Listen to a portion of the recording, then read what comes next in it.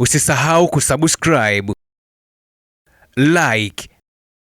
na kubonyeza alama ya kengele. Asante. Bana, wakati vita vikizidi kushika kasi zaidi na kuchukua hatamu huko Mashariki ya Kati, vita vya Irani na Marekani kwa kushirikiana moja kwa moja na Israel. Sasa hivi leo taarifa kubwa ambayo imeushtua ulimwengu ni mwendelezo wa kauli za rais wa Marekani Bwana Donald Trump kufuatia vita vyake na Irani, vita ambavyo alianzisha yeye mwenyewe siku ya Februari 28 mwaka huu 2026 pale katika mji wa Tehran, mara baada tu ya kumua kiongozi mkuu wa taifa la Irani Ayatollah Said Ali Khamenei. Sasa hivi leo rais Bwana Donald Trump amesikika na amenukuliwa na vyombo mbalimbali vya habari akiendelea na kauli zake za matambo, kauli za sintofahamu ambazo amekuwa akizitoa siku baada ya siku, yani kauli ambazo kwa hali ya kawaida huwa hazieleweki nini ambacho anakisema. Sasa hivi leo rais Bwana Donald Trump ameibuka ghafla tu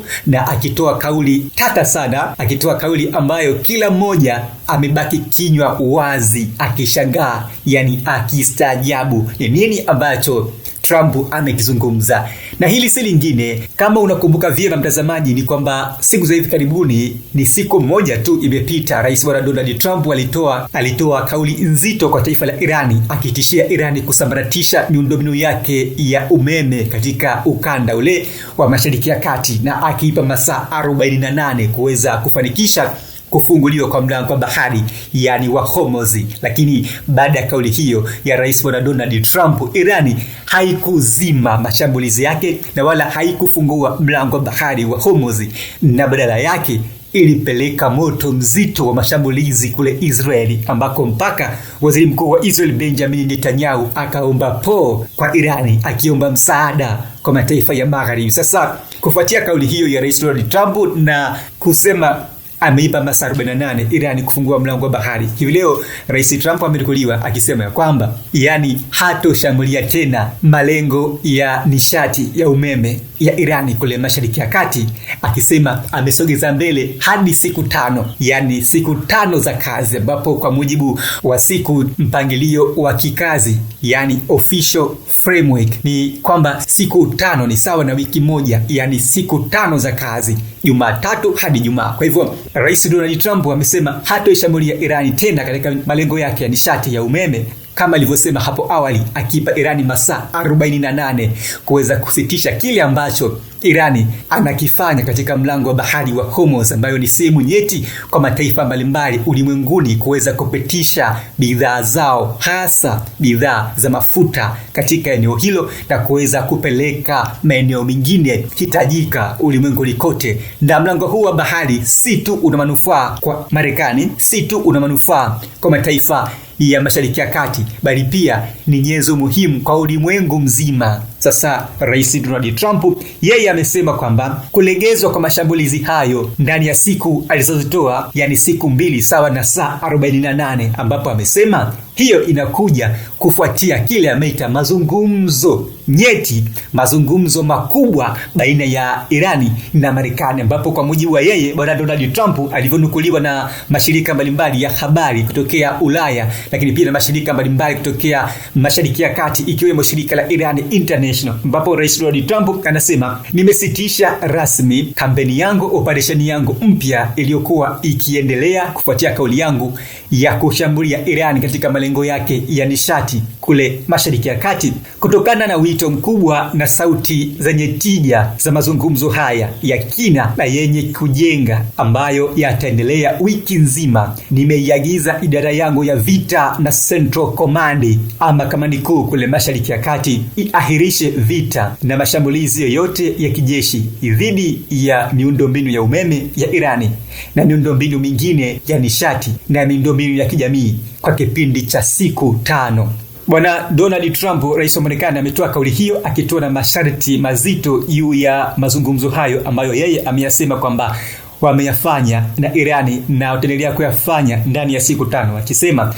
kusitishwa kwa vita hivyo na kushambuliwa kwa malengo ya nishati ya Irani kule Mashariki ya Kati kutafanywa endapo tu Irani itatimiza mafanikio ya mazungumzo hayo yanaendelea baina ya Irani na Tehran Irani, ambapo kwa mujibu wa Trump amesema mazungumzo hayo yatahudumu kwa muda wa takribani siku 5 mezani. Hii ni propaganda ya wazi kabisa ambayo inachezwa kwa Marekani dhidi ya Irani, ambapo kama umekuwa ukifuatilia kwa karibu sana mzozo huu wa Irani na Marekani amekuwa akitumia propaganda siku zote katika vita hivi vinavyoendelea, na amekuwa akitumia kauli mara nyingi sana, amekuwa akihusisha mambo mbalimbali katika vita hivi kwa kutumia kauli zake ambazo amekuwa akizitoa, na hii ni propaganda nyingine ambayo pia Donald Trump anaicheza kule Irani. Sasa kabla ya kauli ya bwana Donald Trump, rais wa Marekani, juu ya kusitisha kwa mashambulizi yake ya kuishambulia Irani katika malengo yake ya nishati, mapema rais Trump alizungumza na waziri mkuu wa Uingereza Keir Starmer kwa njia ya simu, akibainisha mazungumzo juu ya kufunguliwa kwa mlango wa bahari, ambapo Keir Starmer amemsisitiza rais Donald Trump wa Marekani kwamba mlango wa bahari wa Hormuz lazima ufunguliwe kwa namna yoyote ile ambayo viongozi hao wawili wataweza kuifanya. Hata hivyo, katika taarifa ya msemaji wa serikali ya Uingereza ambayo ameelezea mazungumzo ya rais Donald Trump na kiongozi huyo wa Uingereza Keir Starmer, ambapo amesema viongozi hao wawili walijadili kwa kina hali ya vita Mashariki ya Kati, akisema wamekubaliana ana kwa ana, bega kwa bega, kwamba kufungua tena mlango wa bahari ni muhimu na nyenzo muhimu ya utulivu katika soko la nishati duniani. Msemaji huyo akisema Starmer na Trump watafanya mazungumzo tena hivi karibuni kufuatia kile ambacho kimeendelea huko Mashariki ya Kati. Sasa wakati hayo yote yakijiri na kuendelea kuchukua nafasi katika vita vya Iran na Marekani, mataifa mbalimbali ulimwenguni yametia mkono wao katika vita hivi vya Iran na Marekani, ambapo taifa la Urusi limeonya vikali Marekani na Israeli dhidi ya kile ambacho kinaendelea katika anga la Mashariki ya Kati, Urusi ikisema ya kwamba vita vinavyoendelea kati ya Iran na Marekani kwa kushirikiana na Israeli vina hatari kubwa kuhatarisha usalama wa bahari ya Caspian, ambapo wizara ya mambo ya nje ya Urusi kupitia waziri wake wa wizara hiyo bwana Sergei Lavrov amesema kwamba Urusi ina wasiwasi mkubwa kuhusu vita vya Irani vinavyoendelea kufanywa na Marekani na Israeli, akionya dhidi ya kuenea hadi bahari ya Caspian katika mazungumzo na mwenzake wa Irani bwana Abbas Araghchi. Lavrov pia ameonya kwamba mashambulizi makali dhidi ya maeneo ya nyuklia ya Irani, ikiwa ni pamoja na Bashahr, yanaleta hatari kubwa zisizokabilika kwa wafanyakazi wa Urusi na yanaweza kuwa na athari mbaya zaidi za kimazingira kwa mataifa yote ya Mashariki ya Kati. Hata hivyo, kufuatia kauli ya waziri wa mambo ya kigeni wa Urusi bwana Sergei Lavrov, mataifa ya Falme za Kiarabu UAE yamesema kwamba ulinzi wa anga umejipanga na unaendelea kuzuia makombora ya ndege za pasi na rubani za Irani, ambapo Falme za Kiarabu UAE imesema kauli hiyo inakuja kufuatia mashambulizi ya Irani ambayo yameendelea kufanywa katika anga lake, huku ulinzi wake wa anga ukijibu vitisho vya makombora na ndege za pasi na rubani yani drone kutokea Irani, hiyo ikiwa ni kufuatia taarifa ya wizara ya ulinzi ya mataifa hayo ya Falme za Kiarabu UAE. Katika taarifa mfuatano kando na hiyo, waziri wa mambo ya nje wa Oman Badri Al-Busaidi amesema kwamba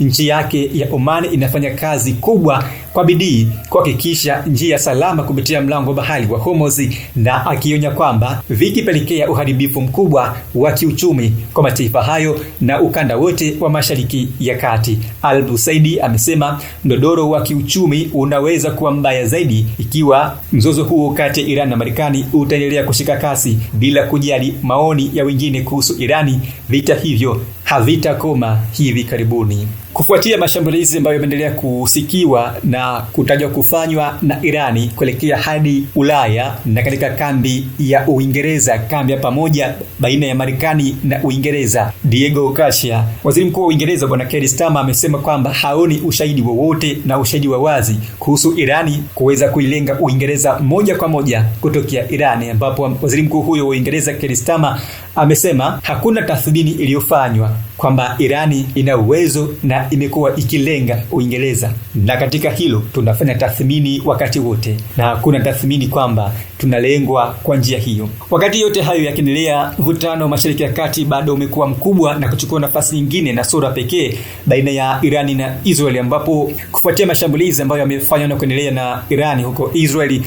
Kamanda mkuu wa kamandi kuu ya Marekani, kamandi kuu ya jeshi la Marekani CENTCOM, ameelezea juu ya malalamiko yake juu ya Irani kuendelea kuishambulia Israeli, akisema Irani inafanya mashambulizi ya kuangamiza katika maeneo ya raia, ikiwa ni kinyume na mwenendo wa vita wa kushambulia silaha za kivita na maeneo ya kambi za jeshi baina ya mataifa hayo hasimu. Kamanda huyo mkuu wa kamandi kuu ya jeshi la Marekani CENTCOM, Admirali Brad Cooper, amezungumza hilo wakati akizungumza na shirika la habari la Iran International katika mazungumzo yake kuhusu mwenendo wa vita vya Iran na Marekani huko Mashariki ya Kati. Akizungumza hilo, kamanda huyo mkuu wa CENTCOM amesema, na hapa ninamnukuu: Continue to heed our advice. We've had multiple messages that have come out that have said Irani imezidi kulenga maeneo ya raia kote Mashariki ya Kati kutokana na kushindwa, huku uwezo wake wa kijeshi ukipungua kwa kiasi kikubwa sana wiki ya 3 sasa ya vita. Irani, wanajeshi wake wanafanya kazi kwa ishara ya wazi ya kushindwa. Katika wiki chache zilizopita wameshambulia malengo ya raia kwa makusudi sana